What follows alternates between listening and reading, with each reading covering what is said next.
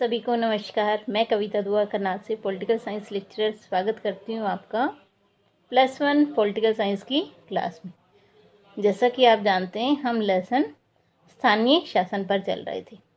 आज हम इसमें जानेंगे कि ग्राम सभा क्या होती है, ग्राम पंचायत क्या है, पंचायत के कार्य क्या हैं, पंचायत चुनाव के लिए योग्यता क्या होनी चाहिए व्यक्ति की, उसके अलावा पंचायत समिति, जिला परिषद, इन सब के बारे में विस्तार से जानेंगे कि किसकी रचना कैसे हुई है, कितनी बैठकें होती है साल में, इनकी आय के साधन क्या हैं और इन्हें क्या क्या कार्य करने पड़ते हैं। तो चलिए शुरू करते हैं हम अपना टॉपिक। चलिए, पंचायतों के बारे में जानने से पहले हम सबसे पहले ग्राम सभा को जान लेते हैं। देखिए, जो ग्राम सभा है उसे पंचायती राज की नींव कहा जाता है। तो सबसे पहले हम देखते हैं ग्राम सभा की रचना। देखिए, एक गांव में जितने भी मतदाता हैं वे सब ग्राम सभा के सदस्य होंगे। इनकी रचना इस तरह से होती है। अब देखिए, इन सदस्यों का काम क्या होता है। इनका काम है, देखिए, बजट पर विचार करना। मतलब जो पंचायत बजट बनाती है उस पर ये विचार करते हैं कि वो ठीक है या नहीं है। दूसरा इसका कार्य है विकास योजना बनाना। मतलब उनके गांव में कहाँ कहाँ पर ऐसे हैं क्षेत्र जहाँ पर कि कोई कार्य होने बाकी है, जिसका विकास होना बाकी है। तीसरा जो इसका कार्य है वो चुनाव संबंधी कार्य। ग्राम सभा सरपंच और पंचायत का चुनाव करवाती है। आगे देखिए, जन कल्याण संबंधी कार्य। जितने भी गांव में बड़े बुजुर्ग हैं और भी जितने अच्छे काम होने हैं उन सब के बारे में ये विचार करती है। प्रौढ़ शिक्षा का प्रबंध करवाना, परिवार कल्याण के लिए जो कार्य हैं उसको प्रबंध करवाना, ये सब ग्राम सभा के अंतर्गत आता है। देखिए, ग्राम सभा की बैठकें भी होती हैं। एक साल में 2 बैठकें होती हैं। चलिए, अब हम पंचायतों के बारे में जानते हैं कि पंचायतें क्या हैं। देखिए, हर गांव का प्रशासन चलाने के लिए राज्य सरकारों ने गांवों में उन्हें शासन का अधिकार दिया है। तो वो क्या कहलाता है? पंचायत प्रणाली कहलाता है। पंचायत देखिए कैसे बनती है। जिस गांव में 1500 से अधिक जनसंख्या नहीं है वहाँ पर प्रधान, उप प्रधान और 5 सदस्य होंगे, 5 पंच होंगे। और जिन गांवों में 4500 से अधिक जनसंख्या है वहाँ पर पंचायत का प्रधान, उप प्रधान और 13 सदस्य होंगे।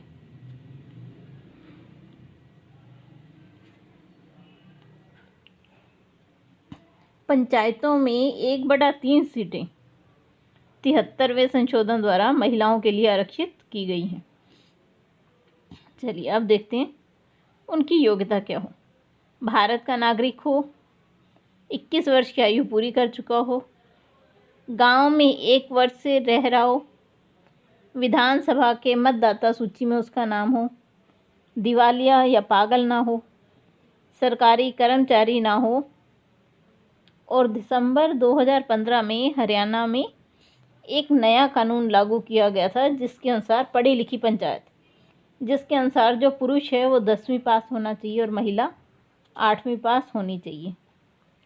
और जो आरक्षित वर्ग से संबंधित हैं वहाँ पर पुरुषों के लिए 8वीं पास होना चाहिए और महिलाओं के लिए 5वीं पास होना आवश्यक है। तो ये योग्यताएं रखी गई हैं। अब हम देख लेते हैं, अवधि 5 वर्ष ही है। लेकिन अगर कोई भ्रष्टाचार करती हैं तो उन्हें पहले भी भंग किया जा सकता है। आगे देखिए, सरपंच का चुनाव। देखिए, सरपंच पंचायत का अध्यक्ष होता है और जो नागरिक हैं वो डायरेक्टली वोट देकर सरपंच का चुनाव करते हैं। सरपंच को भी समय से पहले हटाया जा सकता है। वैसे उसका कार्यकाल 5 साल का है।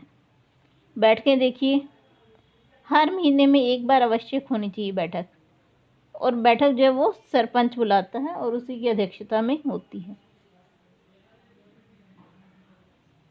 अब देखिए जो निर्णय हैं वो कैसे लिए जाते हैं। साधारण बहुमत से लिए जाते हैं। अगर किसी विषय पर वाद विवाद हो तो जिसके पक्ष में वोट अधिक होंगे बात के, तो वो मान्य होगी। अब जान लेते हैं पंचायत के कार्य। देखिए पंचायत के कार्यों को 4 भागों में बांटा जा सकता है। सबसे पहले है देखिए प्रशासनिक कार्य। प्रशासनिक मतलब प्रशासन से संबंधित, जैसे गांव में शांति बनाए रखना, अपराधियों को पकड़ना, अपराधों की रोकथाम करना, इस तरह के कार्य प्रशासनिक कार्य में आते हैं। दूसरा देखिए क्या है आपका सार्वजनिक कल्याण के कार्य, जैसे सफाई रखना, पीने के पानी का प्रबंध, बाल गृह, बाल कल्याण केंद्र, अस्पताल, दवाखाने इत्यादि, ये सब उसके अंतर्गत आते हैं। चौथा है देखिए विकास संबंधी कार्य। विकास संबंधी कार्य में जिससे कि गांव का विकास हो, किसानों के लिए अच्छे बीज खाद देना, छोटी छोटी योजना चलाना जिससे कि गांव का विकास हो, न्यायिक कार्य, कोई छोटी मोटा लड़ाई झगड़ा हो जाए तो उसे अपने स्तर पर निपटान करना। तो ये पंचायत के काम हैं। अब हम जानते हैं पंचायतों की आय के साधन क्या हैं। देखिए सबसे पहला कर लगाए जाते हैं। पंचायतों को अधिकार दिए हुए हैं कि वो कुछ प्रकार के कर हैं जो वो लगा सकते हैं। मेलों का आयोजन कर कर, लाइसेंस फीस किसी तरह की, सरकारी अनुदान जो उनके पास आता है, संपत्ति से के ऊपर कर लगा के, तो ये स्रोत हैं जिनसे कि वो आय इकट्ठी कर सकते हैं। चलिए अब हम जानते हैं पंचायत समिति के बारे में। देखिए पंचायत समिति में अधिक से अधिक 10 से लेकर 30 सदस्य हो सकते हैं। 4000 जनसंख्या के पीछे एक सदस्य चुना जाता है पंचायत समिति का। देखिए जो पंचायत समिति है उसमें अधिकतम 10 से लेकर 30 तक सदस्य हो सकते हैं। मान लीजिए किसी क्षेत्र की जनसंख्या 40,000 है और 4000 के पीछे एक सदस्य चुना जाता है, तो वहाँ 10 सदस्य का चुनाव होगा। अब देखते हैं आरक्षित स्थान। आरक्षित स्थान सेम वैसे ही हैं जैसे कि पंचायतों में है। आगे देखते हैं इनकी योग्यताएं। तो योग्यताएं भी लगभग वही हैं कि भारत का नागरिक हो, 21 वर्ष की आयु का हो, सरकारी पद पर ना हो, पागल या दिवालिया ना हो, या न्यायालय ने अयोग्य घोषित ना किया हो। अवधि वही है 5 साल की। अब देखिए अध्यक्ष का चयन। पंचायत के सदस्य अपने में से एक अध्यक्ष और एक उपाध्यक्ष चुनते हैं, जैसे कि राज्यसभा में होता है, लोकसभा में होता है। अध्यक्ष पंचायत समिति की बैठकों का सभापतित्व करता है और इसकी जो अवधि है वो 5 साल से है। बैठक देखिए अध्यक्ष जो है वो बैठक बुला सकता है और कम से कम 1 साल में 4 बार बैठक बुलाई जानी चाहिए। गणपूर्ति देखिए कितनी है, 1/3 सदस्य अगर होंगे तो ही उनका जो सभा का कार्यक्रम है वो चलता है।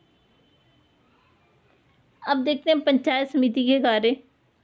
सबसे पहला कार्य देखिए पंचायतों की देखभाल करना, अपने क्षेत्र को बढ़ावा देने का प्रयत्न करना, भूमि सुधार कार्यक्रमों को लागू करना, छोटे सिंचाई साधनों का निर्माण करना, उनकी देखभाल करना। तो इस तरह से जो गांव के विकास से संबंधित हैं वो सब कार्य करना। आय के साधन देखिए इनकी, कर लगाना, लाइसेंस फीस, मंडियों और मेलों का मंडियों से आय होती है इन्हें, सरकारी अनुदान प्राप्त होता है। तो इस तरह ये इनके आय के साधन हैं। चलिए हमने पंचायतें देख ली, ग्राम सभा देख ली, पंचायत समिति के बारे में जान लिया। अब हम जिला परिषद के बारे में जानेंगे। देखिए जो जिला परिषद हैं प्रत्येक जिले में होते हैं। अब देखते हैं 40,000 की जनसंख्या पर एक प्रतिनिधि चुना जाता है। देखिए जो पंचायत समिति है उसमें 4,000 पर एक था और इसमें 40,000 पर एक।